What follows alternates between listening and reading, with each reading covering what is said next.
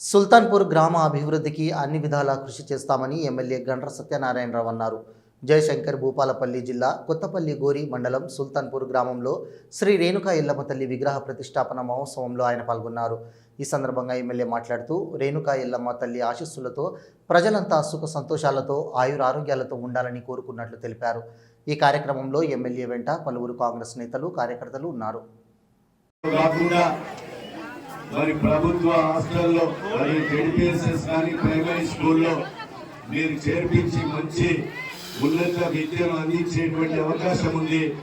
అందరూ కూడా దయచేసి మీరు ప్రభుత్వ స్కూళ్ళల్లో చేర్చండి.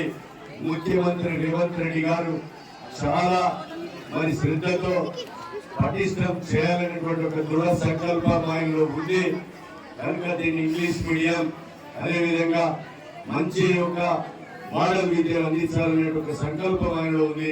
మీరందరూ కూడా ప్రైవేటు పాఠశాల కాకుండా ప్రభుత్వ స్కూల్లో చేర్చి మంచి విద్యావంతులై ఉద్యోగస్తులయ్యే విధంగా తీర్చిదిద్దే అవకాశం ప్రభుత్వ ఉద్యోగస్తులని ఉపాధ్యాయులని ఈ సందర్భంగా తెలియజేస్తూ మరి దీన్ని కూడా పాటించవలసిందిగా